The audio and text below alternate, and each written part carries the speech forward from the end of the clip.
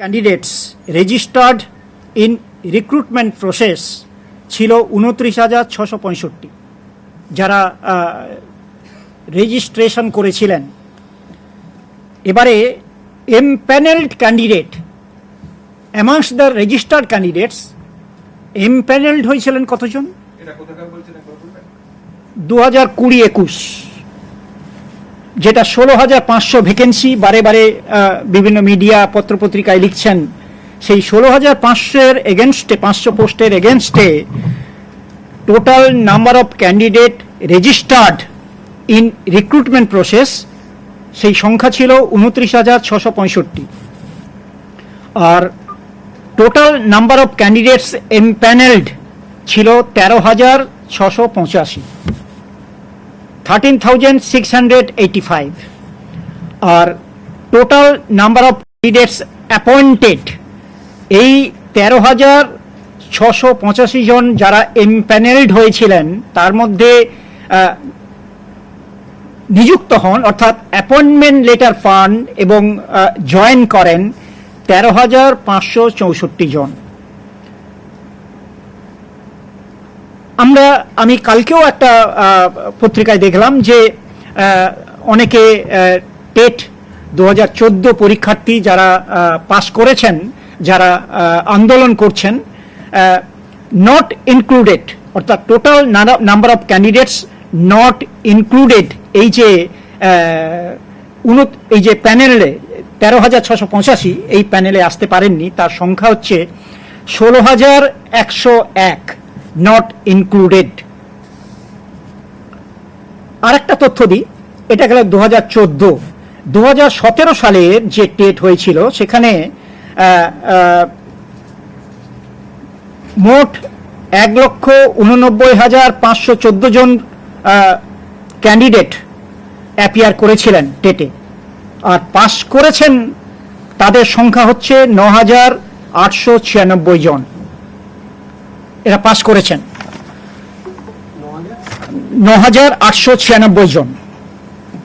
আমি আপনাদের কাছে যেটা বলতে চাইছি, বিভিন্নভাবে আমাদের সামনে বিভিন্ন পত্রপত্রিকায় একটা ভুল বার্তা সব জায়গায় ঘোরাফেরা করছে, সমাজের কাছে যাচ্ছে যে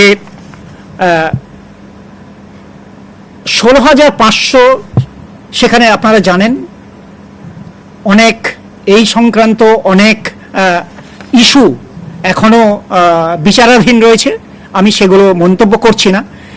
কিন্তু আমি যেটা বলতে চাইছি যে আমরা একটা রিক্রুটমেন্ট নোটিফিকেশন দিয়েছি গত মাসের 29 তারিখে।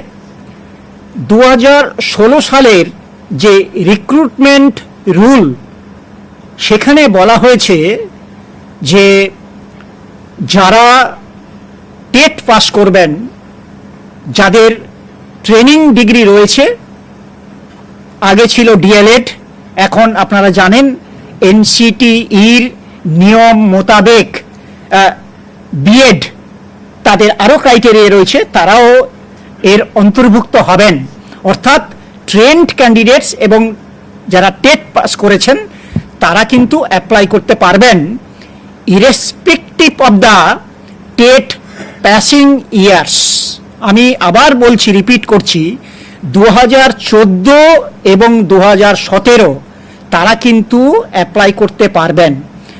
আমি প্রেসিডেন্ট হিসেবে যোগদান করার পরে সমস্ত গ্রুপের সঙ্গে আমি কথা বলেছি। 2014 সালে যারা টেট পাস করেছেন, যারা চাকরি পেয়েছেন তারাও দেখা করেছেন, যারা এমপ্যানেলড যারা চাকরি পাননি তারাও দেখা করেছেন, যারা নট ইনক্লুডেড তারাও দেখা করেছেন। আমি একটা কথা আমি ক্লিয়ারলি বলেছি যে পোস্ট আমরা পেয়েছি সেটা কিন্তু 16,500 যে পোস্ট যেগুলো আমাদের ভ্যাকেন্সি ছিল সেগুলো কিন্তু ক্যারিড ওভার হয়ে গেছে। 11,000 যে প্লাস পোস্ট তার মধ্যে কিন্তু অন্তর্ভুক্ত আছেন। এবং আমরা যে নোটিফিকেশন দিয়েছি সেই নোটিফিকেশন মোতাবেক 2014 এবং 2017 সালের প্রার্থীরা তারা কিন্তু আবেদন করতে পারবেন।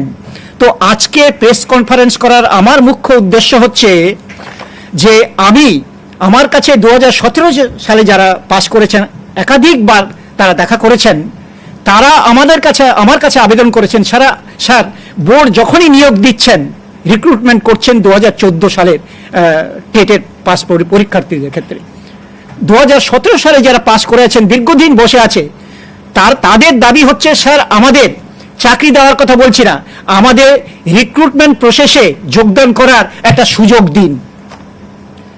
আমি এখানে যোগদান করার পরে সমস্ত বাধা বিঘ্ন কাটিয়ে উঠে বোর্ডে যারা আছেন, আমাদের সচিব আছেন, উপসচিব আছেন, যারা কর্মী আছেন এবং সরকারের যে শিক্ষা দপ্তর, তাদের সহযোগিতায় আমি কিন্তু পোস্টটা পেয়েছি।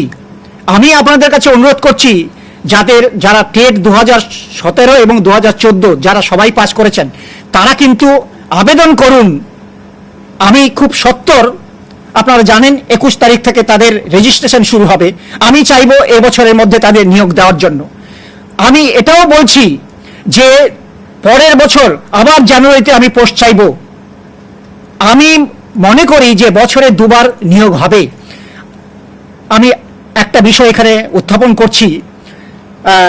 পশ্চিমবঙ্গ সরকারের মাননীয় শিক্ষামন্ত্রী অধ্যাপক ব্রাত্য বসু আমার যোগদান করার পরে আমাকে অ্যাডভাইস করেছিলেন, উপদেশ দিয়েছিলেন। আপনারা জানবেন যে বোর্ড একটা স্বয়ংশাসিত সংস্থা। স্বয়ংশাসিত এই সেন্সে তারা কিন্তু পলিসিগুলোকে ইমপ্লিমেন্ট করবেন নিজ নিজ নিয়মের ভিত্তিতে, কিন্তু সমস্ত পলিসি ফ্রেম করবেন শিক্ষা দপ্তর, সরকার। তিনি আমাকে বলেছিলেন যে সমস্ত বিধি মেনে, আইন মেনে পর্ষদ কাজ করবে। প্রত্যেক বছর মাননীয় শিক্ষামন্ত্রী অধ্যাপক ব্রাত্য বসু বলেছিলেন যে প্রত্যেক বছর নিয়োগ করতে হবে, প্রত্যেক বছর টেট আয়োজন করতে হবে। আমি মনে করি বোর্ডের প্রেসিডেন্ট হিসেবে এটা আমার যে দায়িত্বের মধ্যে পড়ে। আমি কথা দিয়েছি, আমি সরকারের কাছেও দায়িত্ব, আমার দায়িত্ব রয়েছে, সমাজের কাছেও দায়িত্ব রয়েছে। এভরি ইয়ার আমি টেট নেব। আমি যোগদান করার দিনে বলেছিলাম এভরি ইয়ারের অন্তত ন্যূনতম দুবার নিয়োগ হবে। অতএব এক ধরনের মেসেজ আমি পাচ্ছি আমার কাছে, এখানে আমার পার্সোনাল মোবাইলে মেসেজ আসছে, পত্রপত্রিকায় দেখছি, শুনছি যে 2014 সালের আমাদের নিয়োগ দিতে হবে, 2017কে দেওয়া যাবে না। আবার 2017 সালের প্রার্থীরা বলছে 2017 সালে নিয়োগ দিতে হবে, 2014 সালে নিয়োগ দেওয়া যাবে না। আমি মনে করি, আবারও রিইটারেট করছি, আমি আগামী দিনে টেট সংক্রান্ত এবং নিয়োগ সংক্রান্ত যে কোনো ধরনের কাজের, যে কোনো ধরনের, আমি যদি বলি তদন্ত হয় নিয়োগের, আমি সামনাসামনি হতে প্রস্তুত। আমি মনে করি আগামী দিনে বোর্ড টেট নিতে যাচ্ছে, নিয়োগ নিতে যাচ্ছে, আমাদের শিক্ষা দপ্তরের মাননীয় মন্ত্রীর উপদেশ অনুসারে আমি ওনাকে কথা দিয়েছি, বোর্ড আইন মোতাবেক, বিধি মোতাবেক অত্যন্ত স্বচ্ছতা মেনে কাজ করবে। সেখানে নিরপেক্ষতা থাকবে, সেখানে কোনো ধরনের অস্বচ্ছতা থাকবে না। আমি যারা 2014, 2017 সালে টেট পাস করেছে তাদের কাছে ঐকান্তিকভাবে অনুরোধ করছি, তারা আমাদের এই নিয়োগ প্রক্রিয়ায় পার্টিসিপেট করুন। তারা প্রায় 11,000+ পোস্টে যোগদান করবেন। আমি কথা দিচ্ছি, আবার সরকারের কাছে আমি আবেদন করছি, জানুয়ারি মাসে আবারও পোস্ট আসবে, আশা করছি তাদের আমি নিয়োগ দেব।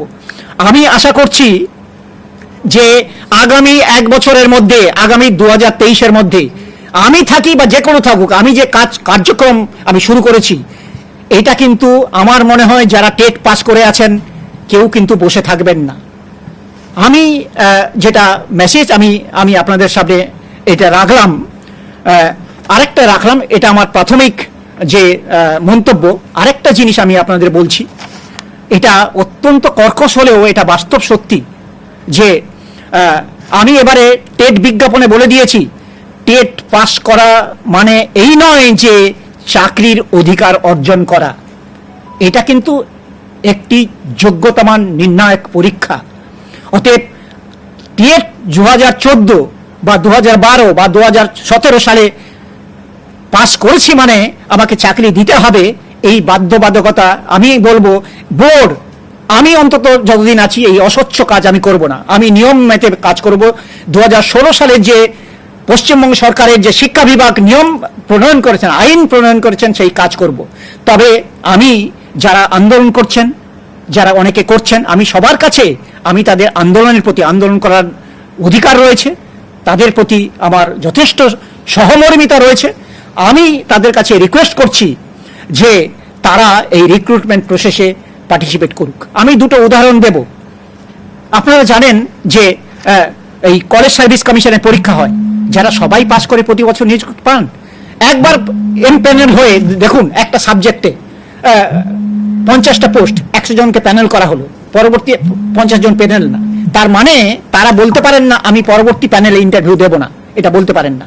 আরেকটা উদাহরণ দিচ্ছি, যেমন নিট পরীক্ষা হয়, আপনারা জানেন আমাদের গোটা ভারতবর্ষে ইউজি মেডিকেলে প্রায় 1 লক্ষ প্লাস পোস্ট, কিন্তু নিট কোয়ালিফাই করে 8 লক্ষাধিক স্টুডেন্ট।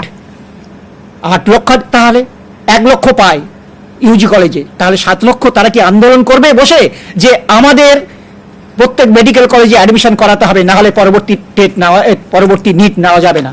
এটা অধিকারের মধ্যে পড়ে না। আমি শুধু আজকে আপনাদের ইনভাইট করেছি আমার বোর্ডের, আমার যে আগামী দিনে যে ভিশন এবং মিশন, সেটা আপনাদের কাছে ক্লিয়ার করে দেওয়ার। কিন্তু আমি মনে করি যে যারা এতদিন বসে আছেন, যে কোনো ধরনের কেউ যদি বলেন যে হ্যাঁ আমি এটা অন্যায় হয়েছে, এই রিক্রুটমেন্ট প্রসেসে আমি পার্টিসিপেট করব না, আমি অন্য পদ্ধতি অবলম্বন করব, করতেই পারেন। কিন্তু জানবেন, যদি রিক্রুটমেন্ট যদি ডিলে করি, তাহলে কিন্তু সবার, যাদের বয়স 39 আছে, যাদের 38 আছে, সেগুলো কিন্তু পেরিয়ে যাবে। আমি অনুরোধ করছি সবাই যেন রিক্রুটমেন্ট প্রসেসে পার্টিসিপেট করেন, এবং আমি খুব তাড়াতাড়ি তাদের অ্যাপয়েন্টমেন্ট দেব, পরবর্তী বছরেও 2বার অ্যাপয়েন্টমেন্ট দেব। এটা আমি গভর্নমেন্টের সঙ্গে কথা বলেছি, মাননীয় মন্ত্রী মহোদয়ের সঙ্গে কথা বলেছি।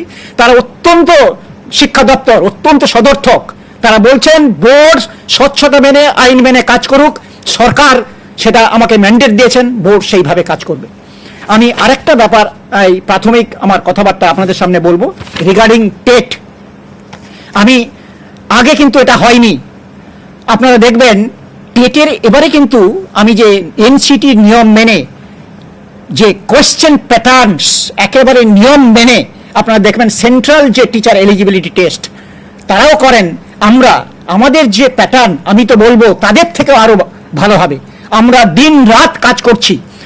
আপনারা জানবেন এখানে কোনো ইনফরমেশন বুকলেট আগেও দেওয়া হতো না, এবারে কিন্তু আমরা দেব, যে কিভাবে কোশ্চেন আসবে, কোন ধরনের কোশ্চেন আসবে, হ্যাঁ পরীক্ষার সময় কত, কোন কোন সিলেবাস থাকবে, এই ধরনের টোটাল আমাদের ইনফরমেশন যে বুলেটিন আমরা কিন্তু ওয়েবসাইটে আপলোড করে দেব।